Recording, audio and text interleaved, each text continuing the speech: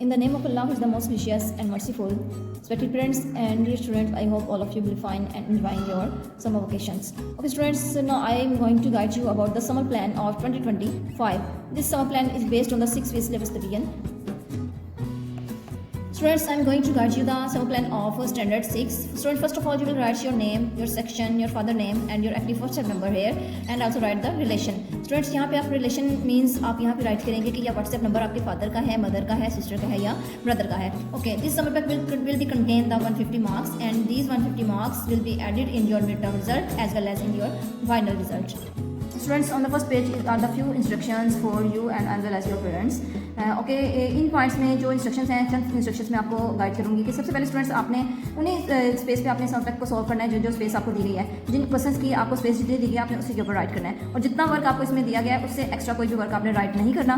और इसके अलावा जो सब्जेक्ट की जो ड्यूरेशन है वो 2 जून टू 10 जुलाई है. बेटे आपने 10 जुलाई से पहले अपना सब्जेक्ट अच्छे तरीके से सॉल्व करके इसको ऑफिस में सबमिट करवाना है. और नेक्स्ट आपने 100% जो आपकी सब्जेक्ट है वो अपनी हैंड राइटिंग में करना है. कोई भी पेरेंट्स से सॉल्व नहीं करवाएगा, ना ही अपने सिबलिंग से करवाएगा.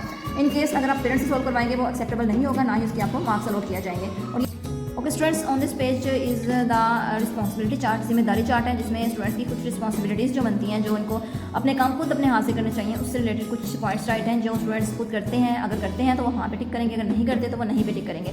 बेटा ये आपकी बेटरमेंट के लिए ये पॉइंट्स ऐड किए गए हैं ताकि ये आप अपनी डेली रूटीन में ये पॉइंट्स, ये इंस्ट्रक्शंस ऐड करें और अपनी लाइफ को जो है वो अप टू मार्क बनाएं. और इसकी जिम्मेदारी आपको खुद पे लेनी हो, तो क्योंकि इसमें सबसे पहले मैं अपना कमरा खुद साफ़ करता हूँ. तो बेटा इट्स योर रिस्पॉन्सिबिलिटी कि आप अपना कमरा खुद साफ़ करें.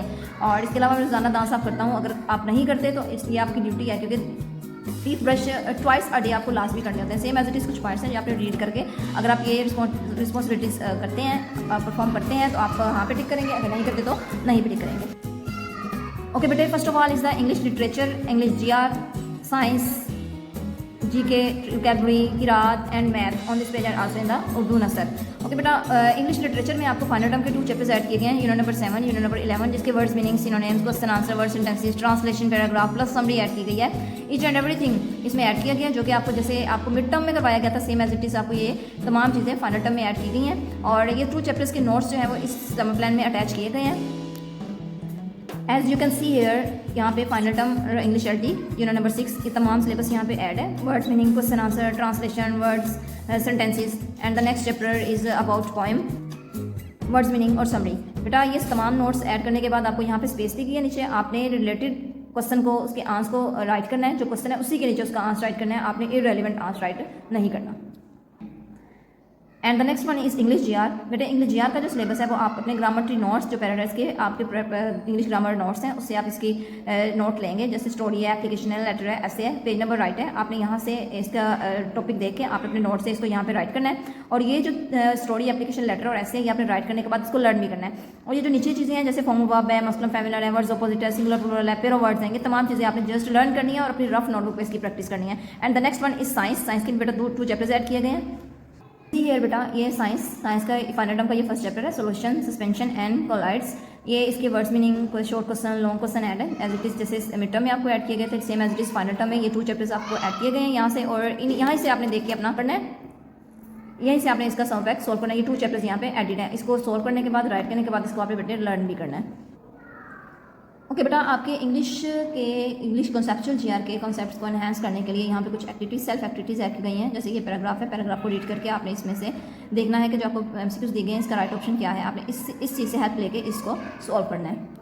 Activity is about your silent letter. जैसे कि यहाँ पे राइट है, the wall was too high to climb, CLIM, climb. इसका जो लास्ट लेटर है वो मिसिंग है. आप क्या करेंगे, यहाँ से सर्च करेंगे कि यहाँ पे कौन सा लेटर है, साइलेंट लेटर, जो हम यहाँ पे राइट करेंगे B, climb. Same as it is बाकी आप रीड करके फिल इन द ब्लैंक्स, आपका जो मिसिंग लेटर है वो यहाँ पे राइट करेंगे और इस एक्टिविटी को फिल करेंगे. And the next one is dictation words.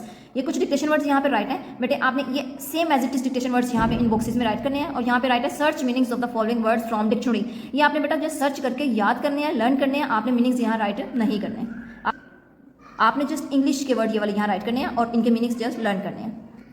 And also this activity is about related to the conceptual GR. First of all, the activity is about tenses. बेटे आपने tenses को अपने माइंड में रखते हुए इन इस एक्टिविटी को सॉल्व करना है. For example Ali dash eating an apple. तो बेटे यहाँ पे लिखा हुआ है ईटिंग, ईट आईएनजी इंग. आईएनजी मीन्स रहा, रही, रहे. बेटे जहाँ पे भी आईएनजी वाली फॉर्म आ जाएगी आपने ये कंसिडर कर लेना, ये कंटिन्यूस की बात हो रही है. वो स्कूल जा रहा है, वो खेल रहा है, एक्सेट्रा एक्सेट्रा. तो यहाँ पे अली है तो बेटा अली सिंगुलर नाउन है और यहाँ पे आईएनजी की बात हो रही है तो ये कंटिन्यूस है. ठीक है, जब सिंगुलर की बात हो रहा है और कंटिन्यूस की बात हो रही हो तो यहाँ पे आता है सिंगुलर के साथ इज है. Ali is eating an apple. Ali एक सेब खा रहा है. सेम एज इट इज बेटे आपने बाकी 4 फिल इन द ब्लैंक्स को सॉल्व करना है. The next one is about the masculine gender, feminine gender, neutral gender. बेटा मस्कुलिन जेंडर मेल क्रिएचर्स को कहते हैं. ठीक है, फेमिनिन जेंडर फीमेल क्रिएचर्स को कहते हैं और न्यूट्रल जेंडर हम कहते हैं non living things. For example Prince, queen, phone. Here Prince is the masculine gender, queen is the feminine gender and phone is the non living thing. That's why it's the neutral gender. Okay, the next one is the arrange the letters to form new words. For example, T E A M, team. ये 4 letters को use करते हुए बेटा आपने new word जो है वो create करना है. T E A M. जैसे कि इन्हीं लेटर्स को यूज़ करना है, 4 लेटर्स को आपने new letter, it's means M E A T, meet, new word बन जाएगा. सेम एज इट इज आप ये वर्ड ब्रेक है, ब्रेक इन्हीं लेटर्स को आपने, इसके अलावा कोई दूसरा लेटर इसके अंदर ऐड नहीं करना. इन्हीं लेटर्स को यूज़ करते हुए आपने यहाँ पे न्यू वर्ड्स यहाँ पे राइट करने हैं. The next one is about the most important part of our syllabus is the labels. Syllables आपने यहाँ पे बेटा जैसे कि photograph, photograph, same as it is इसी पैटर्न पे आपने तमाम वर्ड्स के जो है वो यहाँ पे सिलेबस राइट करने हैं. ओके बेटा, now come again on the outlines of the syllabus of mathematics. Mathematics के बेटा वही कंसेप्ट ऐड किए गए हैं जो आपको मिड टर्म में क्लास में करवाए गए हैं. इनके नोट्स, इनके सिलेबस आपके पास आपकी नोटबुक्स के ऊपर मौजूद है. आपने उसी की हेल्प से अपने इन क्वेश्चंस को सॉल्व करना है इस समर पैक के ऊपर. और मैथ के पेजेस जो इस समर पैक में आपको दिए गए हैं उन्हीं पेजेस को यूज़ करते हुए आपने इसको कंप्लीट करना है. होप सो ये वर्क आपकी उन पेजेस पे कंप्लीट हो जाएगा जो आपको पेजेस यहाँ पे दिए गए हैं. इन केस अगर आपका दिए गए पेजेस पे ये क्वेश्चन पूरे नहीं आते तो आपने इसी की बैक साइड यूज़ करते हुए मैथ का वर्क कंप्लीट करना है. ओके बेटा, the next one is Urdu नसर. उर्दू नसर के भी आपके फाइनल टर्म के 2 चैप्टर ऐड हैं. हमारा माहौल और आलूदगी, वतन का बहादुर सपूत. इसके भी आपको दोनों चैप्टर्स के नोट्स फाइनल टर्म के इस समर पैक में अटैच है.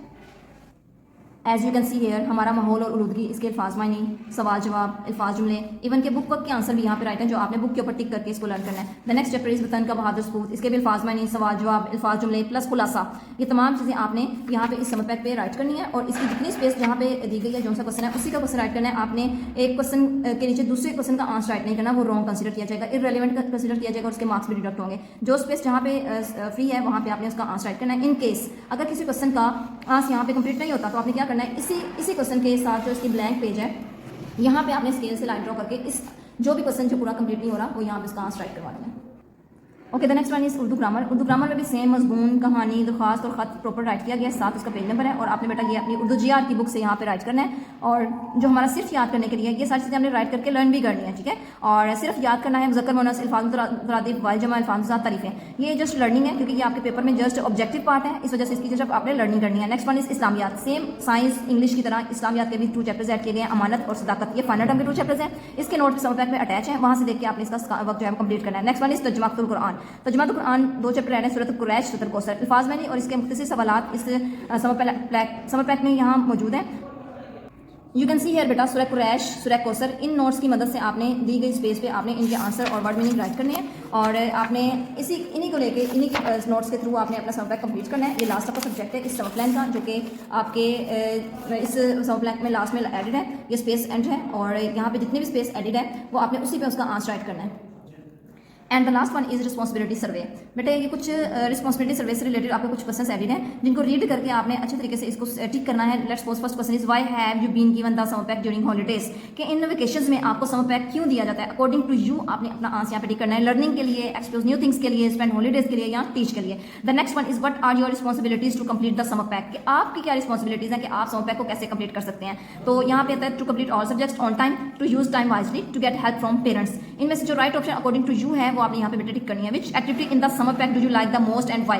आपको समर पैक सोल्व करते हुए कौन सा ऐसा क्वेश्चन है, कौन सी ऐसी एक्टिविटी है जो सबसे अच्छी लगी है, वो यहाँ पे आप टिक करेंगे. The next one is how do you organise your day during vacation. कि आप अपने डे को कैसे ऑर्गेनाइज करते थे, आप कैसे उसको प्लान करते थे. विद रिटर्न प्लान मतलब कि आप राइट करते थे कि मैंने इतने बजे से इतने बजे तक ये वर्क करना है, या आप टाइम टेबल उसका बनाते थे रिटर्न, या उसको प्लान अपने माइंड में सोच लेते थे या प्लान ही नहीं करते थे. The next one is how will you assess your performance. कि आप अपने असेस कैसे करते थे. जैसे आपने पूरा दिन वर्क किया, आप कैसे असेस करते थे कि आज आपने क्या क्या काम किया.